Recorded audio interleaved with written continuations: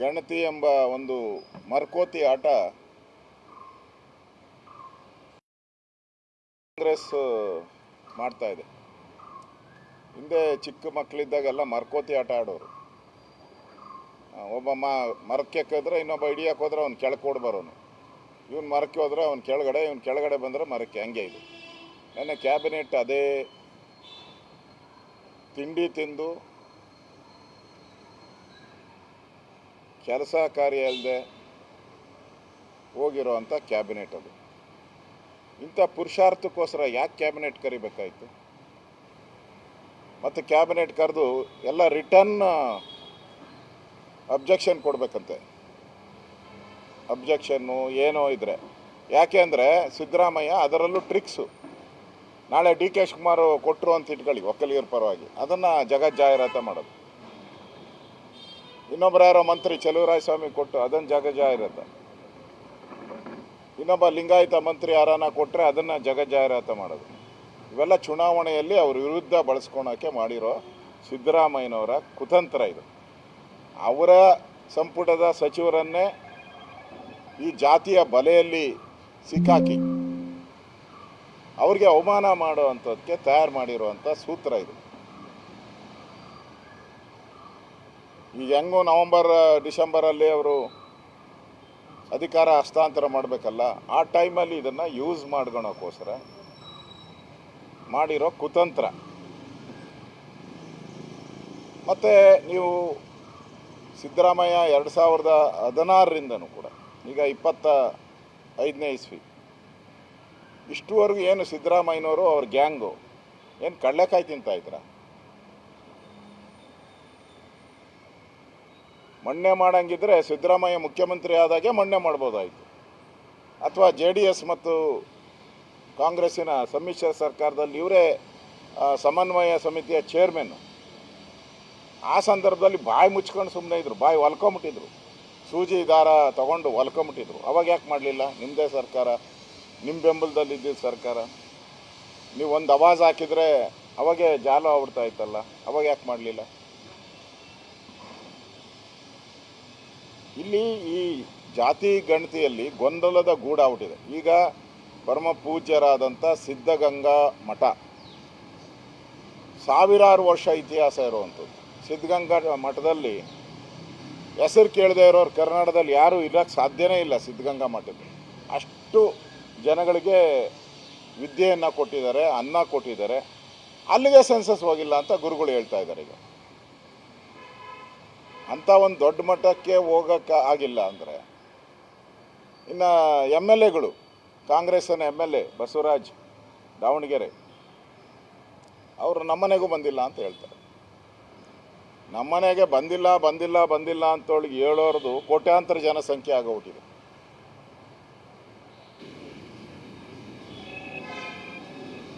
ಈ ಜಾತಿ ಗಣತಿ ಮಾಡಿರೋದೇ ಒಂದು ಅವೈಜ್ಞಾನಿಕ ಅಂತ ಅದನ್ನು ಕೀಟ್ಲೆ ಮಾಡಿದ್ರು. ಕೆಲವರೆಲ್ಲ ಕಾಂಗ್ರೆಸ್ ಅವರು ಕೀಟ್ಲೆ ಮಾಡ್ತಾರೆ. ಅವೈಜ್ಞಾನಿಕ ಅಂದರೆ ಏನು ಅಂತ ಫಿಲ್ ಮಾಡೋಕ್ಕೆ ಶಾಲಾ ಮಕ್ಕಳನ್ನ ಯೂಸ್ ಮಾಡ್ಕೊಂಡಿದ್ದಾರೆ. ಇದು ಮಾಧ್ಯಮದಲ್ಲಿ ಅವಾಗೆ ಬಂದೋಗಿದೆ. ಫಿಲ್ ಮಾಡೋಕ್ಕೆ ಶಾಲಾ ಮಕ್ಕಳನ್ನ ಯೂಸ್ ಮಾಡ್ಕೊಂಡಿದ್ದಾರೆ. ಒಂದೇ ಕಡೆ ಕೂತ್ಕೊಂಡು ಡಾಟಾ ಮಾಡಿದ್ದಾರೆ. ಈ 165 ಕೋಟಿ ಏನು ಖರ್ಚಾಗಿದೆ ಅದು ಕೊಳ್ಳೆ ಹೊಡೆದ್ಬಿಟ್ಟಿದ್ದಾರೆ. ಖರ್ಚೆ ಅವರು ಸೆನ್ಸಸ್ ಮಾಡೋಕ್ಕೆ ಮನೆಗೆ ಹೋಗಿದ್ದರೆ ದುಡ್ಡು ಎಲ್ಲೋಯ್ತಂಗಾರೆ 165 ಕೋಟಿ ಯಾರ ಜೋಬಿಗೆ ಹೋಗಿದೆ? ಮತ್ತು ಅವರು ಸರಿಯಾಗಿ ಮಾಡಿದರೆ ಅವ್ರಿಗೆ ಭಯ ಇಲ್ಲ ಅಂದಿದ್ರೆ ಅವ್ನು ಸೈನ್ ಹಾಕಬೇಕಾಯಿತು. ಯಾಕೆ ಸೈನ್ ಹಾಕ್ದಿರೋ ಓಡೋದ? ಕಾಂತರಾಜು, ಕಾಂತಿನೇ ಇಲ್ಲದಂಥ ಕಾಂತರಾಜ ಸೈನ್ ಮಾಡ್ದಿರೋ ಆಯೋಗಕ್ಕೆ ಒಬ್ಬ ಕಾಂತರಾಜ ಸಂಬಳ ತಗೊಂಡು, ದುಡ್ಡು ತಗೊಂಡು, ಕಾರ್ ತಗೊಂಡು, ಮನೆ ಎಲ್ಲ ತಗೊಂಡು ಸೈನ್ ಹಾಕ್ದಿರೋ ಓಡೋದ್ನಲ್ಲ, ಅದನ್ನು ಉಲ್ಲೇಖ ಇದೆ. ಇವಾಗ ಯಾರು ಹೆಗ್ಡೆ ಅನ್ನೋ ಪತ್ರ ಬರೆದಿದ್ದಾರೆ ಸರ್ಕಾರಕ್ಕೆ. ನಮ್ಮ ಸರ್ಕಾರ ಇದ್ದಾಗ ಒಂದು ಪತ್ರ ಬರೆದಿದ್ದಾರೆ. ಪತ್ರನ ಕಾಪಿ ಕೊಡ್ತೀನಿ ನಿಮಗೆ. ನಾನು ಒರಿಜಿನಲ್ ಡಾಕ್ಯುಮೆಂಟ್, ಒರಿಜಿನಲ್ ಕಡತ ಏನಿತ್ತು ಅದು ಸೀಲ್ಡ್ ಆಗಿತ್ತು. ಆ ಸೀಲ್ಡನ್ನು ಓಪನ್ ಮಾಡಿದಾಗ ಒರಿಜಿನಲ್ ಕಟ್ತಾನೆ ಇರಲಿಲ್ಲ ಅಂತ ಕೊಟ್ಟಿದ್ದಾರೆ ನಮ್ಮ ಹತ್ರ ರಿಪೋರ್ಟ್. ಕೊಡ್ತೀನಿ, ಈಗ ನಿಮ್ಮ ಕಾಪಿ ಕೊಡ್ತೀನಿ. ನಾವು ಇದೆಯಾ ನಿಮ್ಮ ಹತ್ರ ಕಾಪಿ? ಇಲ್ಲ ಅಂದರೆ ಇವಾಗ ಕಾಪಿ ಕೊಡ್ತೀನಿ. ಯಾವ ಕಾಂತಿನೇ ಇಲ್ಲದ ಕಾಂತರಾಜ ವರದಿಯನ್ನು ಸೀಲ್ ಮಾಡಿ ಸರ್ಕಾರಕ್ಕೆ ಕೊಡಬೇಕಾಗಿತ್ತು. ಆ ಸೀಲನ್ನು ಮುಂದೆ ಬಂದಂಥ ಅಧ್ಯಕ್ಷ ಓಪನ್ ಮಾಡಿದಾಗ ಒರಿಜಿನಲ್ ಡಾಕ್ಯುಮೆಂಟೇ ಇರಲಿಲ್ಲ. ಅದರಲ್ಲಿ ಇದ್ದಿದ್ದು ಜೆರಾಕ್ಸ್ ಕಾಪಿ. ಅದರಲ್ಲಿ ಈ ಕಾಂತಿ ಇಲ್ಲದ ಕಾಂತರಾಜಂದು ಸಹಿಯೇ ಇಲ್ಲ. ಸರ್ಕಾರಕ್ಕೆ ನಮಗೆ ಪತ್ರ ಬರೆದರು, ಇದನ್ನು ಹುಡುಕಿ ಕೊಡಿ ಅಂತ. ಈ ಸೈಂಟಿಫಿಕ್ ಇವು ಹೇಳ್ತಾವಲ್ಲ, ಬಾಯ್ ಬೆಡ್ಕೊಂತಾವಲ್ಲ ಈ ಕಾಂಗ್ರೆಸ್ಸಿನ ಕಪಿಗಳು, ಅರ್ಥ ಆಯ್ತಾ ಇದ್ರಾಗ? ಸೈಂಟಿಫಿಕ್ ಅಂದ್ರೆ ಏನು ಅಂತ ಅರ್ಥ ಆಯ್ತಲ್ಲ. ಒರಿಜಿನಲ್ ಪ್ರತಿನೇ ಇಲ್ಲ, ನೀವು ಸಹಿನೇ ಇಲ್ಲ. ಅದನ್ನು ಆದ ಒಂದು ದಾಖಲೆಗಳನ್ನು ಇವಾಗ ಅಧ್ಯಕ್ಷರು ಇವಾಗ ಇರೋವಂಥ ಹೆಗಡೆಯವರು ನಮ್ಮ ಪತ್ರ ಬರೆದಿದ್ದಾರೆ ಸರ್ಕಾರಕ್ಕೆ. ಅಂದರೆ ಇದು ಸೈಂಟಿಫಿಕ್ ಹೆಂಗಾಯಿತು? ಮತ್ತು ಮನೆಗೆ ಹೋಗಿರೋ ದಾಖಲೆಗಳನ್ನು ಬಿಡುಗಡೆ ಮಾಡ್ತಾರಂತೆ. ಬಿಡುಗಡೆ ಮಾಡಿ, ನಿಮ್ಮನ್ನು ಯಾರು ತಡೆದಿರೋದು? ಬಿಡುಗಡೆ ಮಾಡದೇ ಇರೋಕ್ಕೆ ತಡೆದಿರೋದು ಯಾರು? ಬಿಡುಗಡೆ ಮಾಡಿ. ಅದರಲ್ಲಿ ನಾನು ಹಿಂದೆ ಒಂದು ಮಾಧ್ಯಮದ ವರದಿಯನ್ನು ನೋಡಿದ್ದೆ. ನಾನು ಹಿಂದೆ ಸರ್ವೆಗೆ ಹೋಗಲ್ಲ, ಮನೆ ಖಾಲಿ ಇದ್ದರೆ ಸರ್ವೆಗೆ ಹೋಗಲ್ಲ. ಆ ಶಾಲಾ ಮಕ್ಕಳ ಕೈಲೇ ಸೈನ್ ಹೊಡಿಸ್ಬಿಡ್ತಾರಂತೆ. ಅವರ ಸೈನ, ಯಾರು ಮನೆ ಓನರ್ ಸೈನ ಅವರೇ ಹೊಡೆದ್ಬಿಡ್ತಾರೆ. ಅದನ್ನೇ ಮೋಸ್ಟ್ಲಿ ಬಿಡುಗಡೆ ಮಾಡೋದಿರ್ಬೇಕು ಅವರು. ಇವತ್ತಿಲ್ಲ ಅಂದ್ರೆ ನಾಳೆ ಹೋಗ್ಬೇಕು. ನಿಮಗೆ ಏನು ದಾಡಿ? ಏನು ನಿಮಗೆ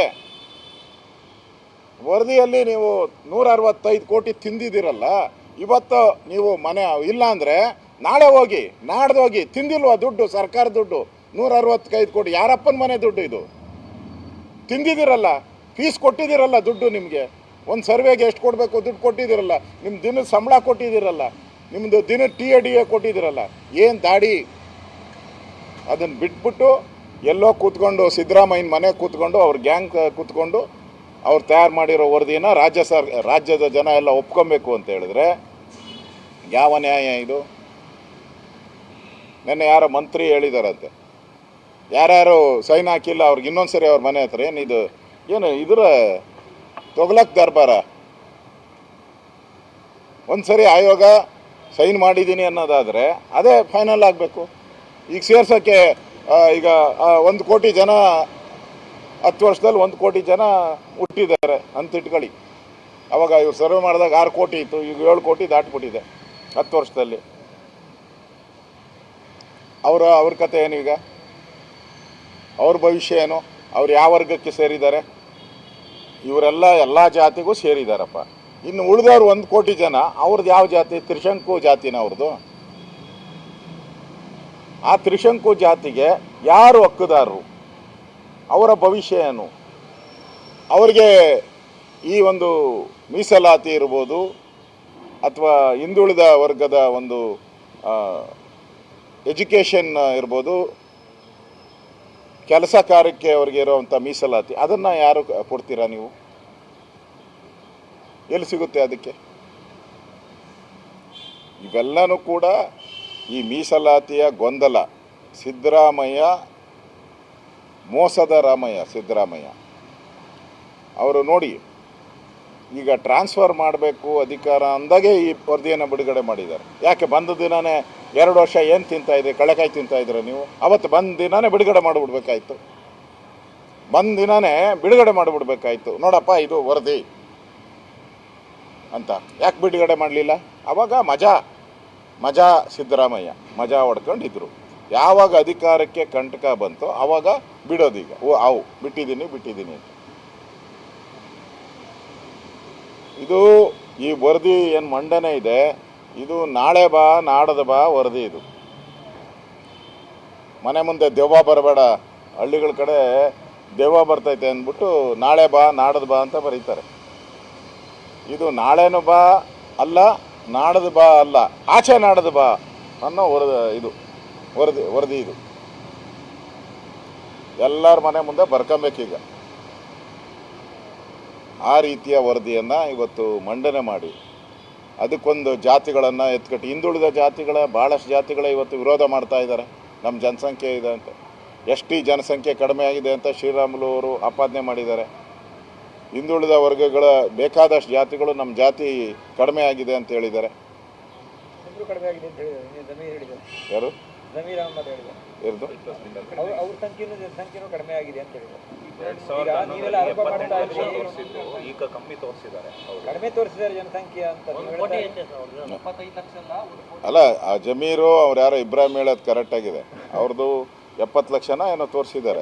ಹಾಂ, ಅವರು ಇರಬೇಕು 70 ಕೋಟಿ ಇರಬೇಕು. ಅವರು ಮೋಸ್ಟ್ಲಿ 70 ಕೋಟಿ ಇರಬೇಕು. ಅದಕ್ಕೆ ನಾನು ಹೇಳ್ತಾ ಇದ್ದೀನಿ, ಅವ್ರನ್ನ ಅಲ್ಪಸಂಖ್ಯಾತರಿಂದ ಕೂಡಲೇ ತೆಗೆದಾಕ್ಬೇಕು ಅವ್ರನ್ನ ರಾಜ್ಯ ಸರ್ಕಾರ. ಅವ್ರಿಗೆ ಅಲ್ಪಸಂಖ್ಯಾತರ ಸ್ಟೇಟಸ್ಸಿಂದ ಕೂಡಲೇ ತೆಗೆದಾಕಬೇಕು. ಕಾನೂನು ಪ್ರಕಾರ ಸಿದ್ದರಾಮಯ್ಯನ ವರದಿ ಪ್ರಕಾರ ಪ್ರೂವ್ ಆಗಿದೆಯಲ್ಲ ಬಹುಸಂಖ್ಯಾತರು ಅಂತ, ಕೂಡಲೇ ಅವರನ್ನು ಅಲ್ಪಸಂಖ್ಯಾತರಿಂದ ತೆಗೆದಾಕಬೇಕು. ಇಮಿಡಿಯೇಟಾಗಿ ವಜಾ ಮಾಡಬೇಕು ಅವ್ರನ್ನೆಲ್ಲರೂ. ಆಗ್ರಹವನ್ನು ಕೂಡ ನಾನು ಮಾಡ್ತಾ ಇದ್ದೀನಿ. ಲಿಂಗಾಯತ ಮಹಾಸಭಾ ರಾಜ್ಯಾಧ್ಯಕ್ಷರು ನಾವು ಪ್ರತ್ಯೇಕವಾಗಿ ಗಣತಿ ಮಾಡ್ತೀವಿ ಅನ್ನುವಂಥದ್ದನ್ನು ಹೇಳಿದ್ದಾರೆ. ಒಕ್ಕಲಿಗ ಸಂಘ ಕೂಡ ಪ್ರತ್ಯೇಕವಾಗಿ ಮಾಡ್ತೀವಿ ಅಂತ ಹೇಳಿದ್ರು. ಅದೇನು ಹೇಳ್ತೀವಿ? ಒಂದೊಂದು ಸಮುದಾಯ ಪ್ರತ್ಯೇಕವಾದಂಥ ಗಣತಿಯನ್ನು ಮಾಡೋದಾದರೆ ಯಾವ ರೀತಿ ಇರುತ್ತೆ ನೋಡಿ. ಲಿಂಗಾಯತರು ಪ್ರತ್ಯೇಕವಾಗಿ ಮಾಡ್ತೀನಿ ಅಂತ ಅನೌನ್ಸ್ ಮಾಡಿಬಿಟ್ಟಿದ್ದಾರೆ. ಒಕ್ಕಲಿಗರು ಮಾಡ್ತೀನಿ ಅಂತ ಹೇಳಿದ್ದಾರೆ. ಬ್ರಾಹ್ಮಣರು ಮಾಡ್ತೀನಿ ಅಂತ ಹೇಳಿದ್ದಾರೆ. ಅವ್ರ್ಯಾರೋ ಬ್ಯಾಕ್ವರ್ಡ್ ಅವ್ರ್ಯಾರೋ ಇನ್ನೊಂದು ಇವತ್ತು ಬಂದಿದೆ ಮಂಜಾರು ಅವರು ಮಾಡ್ತೀನಿ ಅಂತ ಹೇಳಿದ್ದಾರೆ.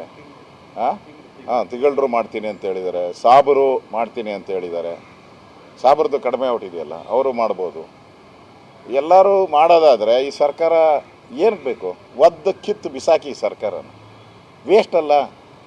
ಅಂದರೆ ನಾವೇ ಮಾಡ್ತೀನಿ ಅಂದರೆ ಈ ಸರ್ಕಾರದ ಮೇಲೆ ಯಾವುದೇ ಜಾತಿಗೆ ನಂಬಿಕೆ ಇಲ್ಲ. ಎಲ್ಲ ಜಾತಿಗಳನ್ನು ನಂಬಿಕೆಯನ್ನು ಕಳ್ಕೊಂಡಂಥ ಸರ್ಕಾರ ಇದು ಕಾಂಗ್ರೆಸ್ ಸರ್ಕಾರ. ಇವರ ಈ ವರದಿ ಮೂಲೆ ಬಿಸಾಕಿ ಅನ್ನೋದು ಅರ್ಥ. ನಾವೇ ಮಾಡ್ತೀರಿ ಅಂದರೆ ಈ ವರದಿಯನ್ನು ಮೂಲೆ ಬಿಸಾಕಿ ಅಂತ ಇಡೀ ಕರ್ನಾಟಕದ ಎಲ್ಲ ಜಾತಿಗಳು ಹೇಳದಂಥ ಅಭಿಪ್ರಾಯ ಆಗಿದೆ. ಅವರೇ ಮಾಡ್ಕೊಂಡಂಗಿದೆ. ಸಂಘದಿಂದ ಜಾಸ್ತಿ ಆಕ್ರೋಶ ಆಗ್ತಾಯಿದೆ. ದೊಡ್ಡ ಜೋರು ಮಟ್ಟದಲ್ಲಿ ಮಾತಾಡ್ತಾ ಇದ್ದಾರೆ. ಸಚಿವ ಸಂಪುಟ ಸಭೆಯಲ್ಲಿರುವಂಥ ಒಕ್ಕಲಿಗ ಲಿಂಗಾಯತ ಸಚಿವರು ಏನು ಹೇಳಬೇಕು? ಅವ್ರಿಗೆ ಒಂದು ರೀತಿ ಮಾನ ಮರ್ಯಾದೆ ಗೌರವ ಎಲ್ಲ ಉಳ್ಕೊಬೇಕು ಅಂತಂದರೆ ಅವರು ಇಲ್ಲ ಸಮುದಾಯದ ಕಡೆನ ನಿಂತ್ಕೊಬೇಕು, ಇಲ್ಲ ಸಿದ್ದರಾಮಯ್ಯನವರ ಕೃಪಾಪೋಷಿತ ನಾಟಕ ಮಂಡಳಿಯಲ್ಲಾದರೂ ಉಳ್ಕೊಬೇಕು, ಇಲ್ಲ ಅಲ್ಲಾದರೂ ಅವರು ಪಾತ್ರ ಮಾಡಬೇಕು, ಇಲ್ಲಾದರೂ ನಾಟಕ ಮಾಡಬೇಕು. ಎರಡೂ ಕಡೆ ಡ್ರಾಮಾ ಮಾಡೋಕ್ಕೆ ಹೋದರೆ ರಾಜ್ಯದ ಜನ ಮುಂದೆ ಬರುವಂಥ ಚುನಾವಣೆಯಲ್ಲಿ ನಿಮ್ಮ ಡ್ರಾಮಕ್ಕೆ ಇತಿಶ್ರೀಯನ್ನು ಆಡ್ತಾರೆ. ಆ ಎಚ್ಚರಿಕೆಯನ್ನು ಎಲ್ಲ ಸಮುದಾಯದ MLAಗಳಿಗೆ ಹೇಳಬೇಕು. ಈಗಾಗಲೇ ಕಾಂಗ್ರೆಸ್ಸಿನ ಎಮ್ ಎಲ್ ಎ ದಾವಣಗೆರೆಯವರು ಎಲ್ಲ ಲಿಂಗಾಯತ ಮನಿಷ್ಠರುಗಳು ರಾಜೀನಾಮೆ ಕೊಡಬೇಕು ಅಂತ ಹೇಳಿದ್ದಾರೆ. ಕಾಂಗ್ರೆಸ್ ಅವರು ಹೇಳಿದ್ದಾರೆ. YY ಪಾಟೀಲ್ ಗುಲ್ಬರ್ಗಾದವರು ನಾನು ಈ ವರದಿಏನೋ ಅವ್ರದ್ದೇ ಕಾಂಗ್ರೆಸ್ಸಿನ ಅವರು ಸಲಹೆಗಾರರ ಏನಾಗಿದ್ದಾರಲ್ಲ, BR ಇಲ್ಲ ತಿರ್ಗಾ ಅವ್ರನ್ನ ಮಾಡಿದ್ದಾರೆ, ಸಲಹೆಗಾರನೋ ಏನೋ ಮಾಡಿದ್ದಾರೆ. ಅವ್ರು ಹೇಳಿದ್ದಾರೆ ಈ ವರದಿಯನ್ನು ನಾನು ಒಪ್ಪಲ್ಲ ಅಂತ. ಅವ್ರ ಪಾರ್ಟಿನೇ ಒಪ್ಪದಿರೋ ವರದಿನ ಸಿದ್ದರಾಮಯ್ಯ ಯಾಕೆ ವರದಿ ಜಾರಿಗೆ ಆಗಬೇಕು ಅಂತ? ನೋಡಿ, ಸಿದ್ದರಾಮಯ್ಯನಿಗೂ ಈ ವರದಿ ಜಾರಿಗೆ ಆಗಬೇಕು ಅಂತ ಇಲ್ಲ. ಕಷ್ಟ ಬಂದಾಗ ವೆಂಕಟರಮಣ ಅಷ್ಟೇ. ಸಂಕಟ ಬಂದಾಗ ವೆಂಕಟರಮಣ. ಇದು ನಾನು ಇವತ್ತು ಮಾಧ್ಯಮದ ಮುಂದೆನೇ ಹೇಳ್ತಾ ಇದ್ದೀನಿ, ಅಥೆಂಟಿಕ್ ಆಗಿ ಹೇಳ್ತಾ ಇದ್ದೀನಿ. ಇವತ್ತು ಸೋನಿಯಾ ಗಾಂಧಿ, ರಾಹುಲ್ ಗಾಂಧಿ ಸಿದ್ದರಾಮಯ್ಯನೇ 5 ವರ್ಷ ಅಂತ ಘೋಷಣೆ ಮಾಡಿಬಿಡಿ. ಇದು ಬಂದರೆ ಕೇಳಿ, ಜಾತಿ ವರದಿ ಬಂದರೆ ಕೇಳಿ, ಶೀಲಾಗಿ ಹೊರಟೋಗ್ಬಿಡ್ತದೆ. ಆಚೆನೇ ಬರಲ್ಲ. ಇನ್ನು 3 ವರ್ಷ ಆಚೆನೇ ಬರಲ್ಲ. ಪಕ್ಕಾ. ಇದು ಜ್ಯೋತಿಷ್ಯ ಅಲ್ಲ, ಇದು ಪಕ್ಕಾ ಜ್ಯೋತಿಷ್ಯ. ಇದು 100% ಬರಲ್ಲ. ವರದಿ ಸರಿ ಇಲ್ಲ ಅನ್ನುವಂಥದ್ದನ್ನು ತಾವೆಲ್ಲರೂ ಹೇಳ್ತಾ ಇದ್ರಿ, ಸರಿ ಸರ್. ಆದರೆ ವರದಿ ಸರಿ ಇಲ್ಲ ಅನ್ನೋದ್ರ ಜೊತೆಗೆ ಆಯಾ ಸಮುದಾಯದವರು ಅವರವರೇ ಒಂದೊಂದು ಸಂಖ್ಯೆಗಳನ್ನು ಕೊಡ್ತಾ ಇರೋದು ನೋಡ್ತಾ ಇದ್ರಿ. ಎಲ್ಲರೂ 1 ಕೋಟಿ ಮೇಲೆ ಹೇಳ್ತಾರೆ. ರಾಜ್ಯ ಜನಸಂಖ್ಯೆ 10 ಕೋಟಿ ಜಾಸ್ತಿ ಆಗ್ಬಿಡುತ್ತೆ ಅಂತ. ಈ ಸರ್ಕಾರ ಕರೆಕ್ಟ್ ಜಾತಿ ಗಣತಿಯನ್ನು ಮಾಡಿದರೆ ಇವೆಲ್ಲ ಗೊಂದಲಗಳು ಯಾಕೆ ಬರ್ತಾ ಇತ್ತು?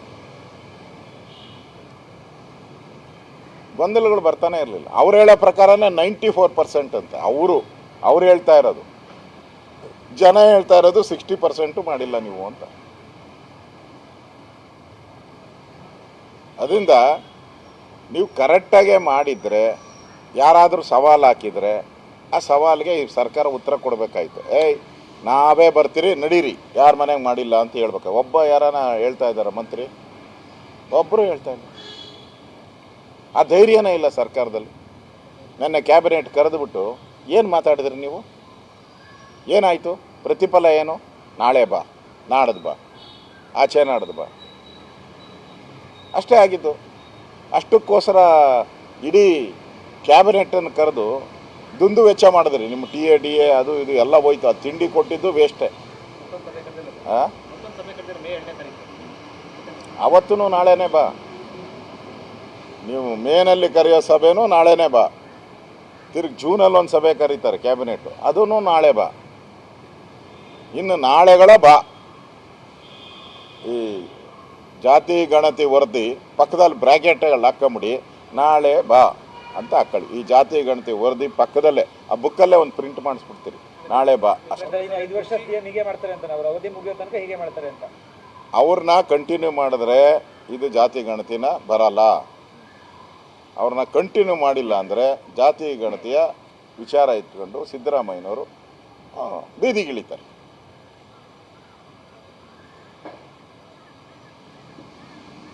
ಇದು ಜಾತಿ ಗಣತಿ ಯಾವ್ಯಾವ ಜಾತಿಗೆ ಏನೇನು ಆಗಬೇಕು ಅನ್ನೋದು ಇಂಪಾರ್ಟೆಂಟ್ ಅಲ್ಲ ಸಿದ್ದರಾಮಯ್ಯನವ್ರಿಗೆ. ಯಾವನಾನ ಏನಾನ ಹಾಕೊಳ್ಳಿ, ಯಾವ ಜಾತಿ ಏನಾನ ಹಾಕೊಳ್ರಿ, ನನಗೆ ಸಂಬಂಧ ಇಲ್ಲ. ನನ್ನ ಸೀಟ್ ಉಳಿತೈತಾ? ನನ್ನ ಸೀಟ್ ಉಳಿದ್ರೆ ಈ ಜಾತಿ ಗಣತಿ ನಾನು ಬಿಡ್ತಾನೆ ಇರ್ತೀನಿ. ಹಿಂಗೆ ಒಂದೊಂದೇ ಬಿಡ್ತಾನೆ ಇರ್ತೀನಿ. ವಿಷ ಬೀಜಗಳನ್ನು ಬಿತ್ತುತ್ತಾನೆ ಇರ್ತೀನಿ. ಸಮುದಾಯಗಳನ್ನು ಹೊಡಿತಾನೆ ಇರ್ತೀನಿ. ವೀರಶೈವ ಲಿಂಗಾಯತ ಹೊಡೆದ್ರಲ್ಲ, ಹಂಗೆ ಒಕ್ಕಲಿಗರನ್ನು ಹೊಡೆದಾಕ್ಬಿಡ್ತೀರಿ. ನಾವು ಒಕ್ಕಲಿಗರನ್ನು ಹೊಡೆದಾಕ್ಬಿಡ್ತೀರಿ, ಬ್ರಾಹ್ಮಣರು ಹೊಡೆದಾಕ್ತೀರಿ, ಬ್ಯಾಕ್ವರ್ಡು ಹೊಡೆದಾಕ್ತೀರಿ. ಸಾಬರ್ನೊಬ್ಬರು ಮಾತ್ರ ಬಿಟ್ಕೊಂಡಿರ್ತೀರಿ. ದೃಷ್ಟಿ ಬಟ್ಟು ಥರ ಅವ್ರು ಸಾಬರು ಬೇಕು ನನಗೆ, ಅವ್ರನ್ನ ಇಟ್ಕೊಂಡಿರ್ತೀನಿ ಅಷ್ಟೇ.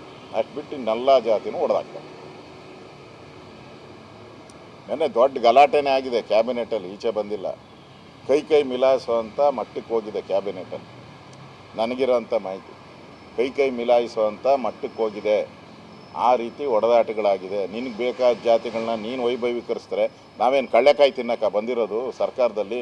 ನಿನ್ನೊಬ್ಬನಿಂದ ಏನು ಸರ್ಕಾರ ಬಂದಿಲ್ಲ, ನೀನೇನು ಸರ್ಕಾರ ತಂದಿಲ್ಲ ಅಂತಲೇ ಜಗಳ ಆಗಿರೋದು ನನಗಿರೋಂಥ ಮಾಹಿತಿ.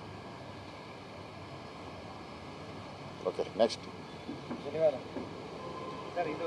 ಈ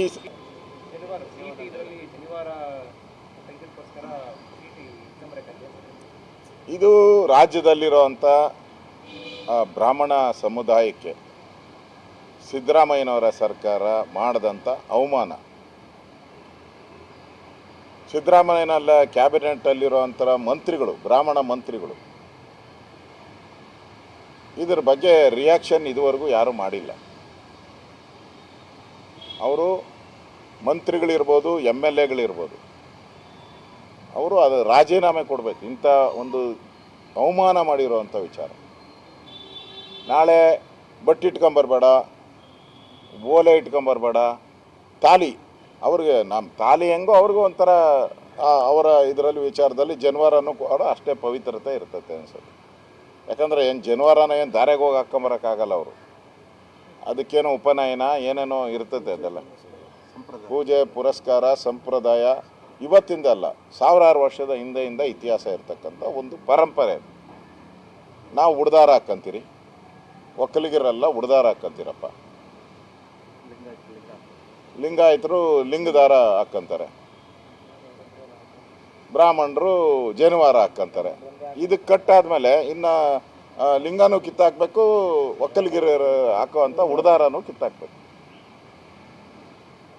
ಅಂದರೆ ಸಿದ್ದರಾಮಯ್ಯನವ್ರಿಗೆ ಹಿಂದೂಗಳ ಬಗ್ಗೆ ಎಷ್ಟು ಕೋಪ ಇದೆ ಅನ್ನೋದು ಫಸ್ಟ್ ಸ್ಯಾಂಪಲನ್ನು ತೋರಿಸಿದ್ದಾರೆ.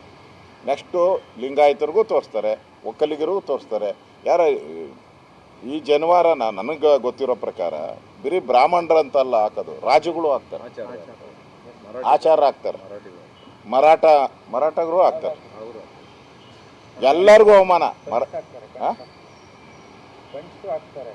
ಕೆಲವರು ಬಂಡ್ಸು ಹಾಕ್ತಾರೆ ಅಂತ. ಅಂದರೆ ಮರಾಠರಿಗೂ ಅವಮಾನ ಮಾಡ್ದಂಗಾಯಿತು, ರಾಜುಗಳಿಗೂ ಅವಮಾನ ಮಾಡ್ದಂಗಾಯಿತು. ವೈಶ್ಯ ಅವರು ಕೂಡ ಜನವಾರ ಹಾಕ್ತಾರೆ ಕೆಲವರೆಲ್ಲ. ಅಂದರೆ ಇಡೀ ಜನವಾರ ಹಾಕುವಂಥ ಸಮುದಾಯ ಬ್ರಾಹ್ಮಣರೊಬ್ಬರೇ ಅಲ್ಲ, ಭಾಳಷ್ಟು ಸುಮಾರು 20-30 ಜಾತಿಗಳವರು ಈ ಜನವಾರವನ್ನು ಹಾಕ್ತಾರೆ, ಸಂಪ್ರದಾಯದ ಪ್ರಕಾರ ಹಾಕ್ತಾರೆ. ಅವರೆಲ್ಲರಿಗೂ ಸಿದ್ದರಾಮಯ್ಯ ಅವಮಾನ ಮಾಡಿದ್ದಾನೆ.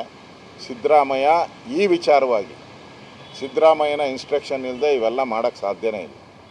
ಹಿಜಾಬ್ ಹಾಕಿದಾಗ ಎಷ್ಟು ಗಲಾಟೆ ಮಾಡಿದ್ರಿ ನೀವು?